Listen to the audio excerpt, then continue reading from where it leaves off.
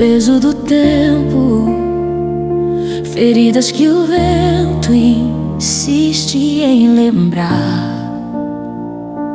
Já fiz promessas, já temi o futuro, mas sigo em frente sem parar de sonhar.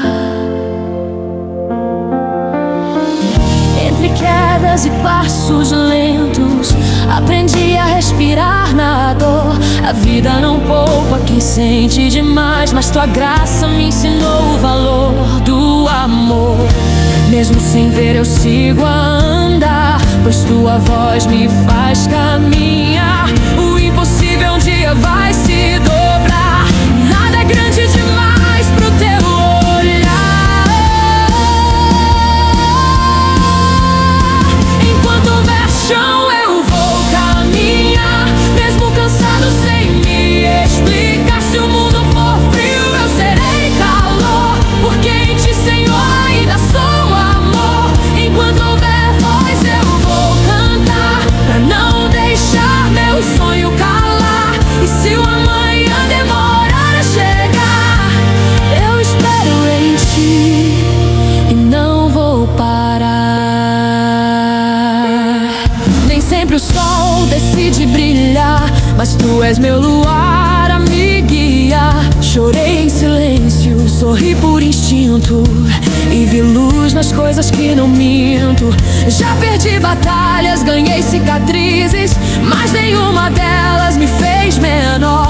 Crescer é cair de joelhos e ouvir tua voz. Levanta, filho, eu sou teu vigor.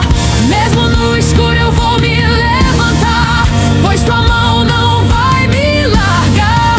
Nada pode minha força apagar, tua presença é meu lugar.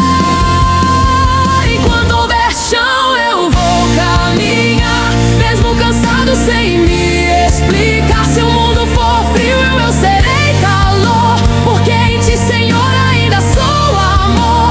Enquanto houver voz eu vou cantar, pra não deixar meu sonho calar.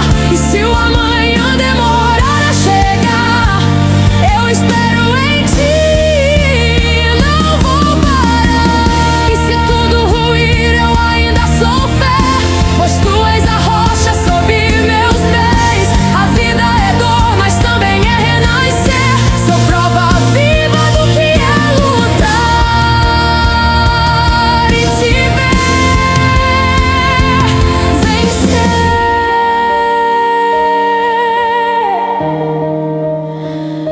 Mesmo cansado, eu continuo a lutar. Tua esperança me faz caminhar.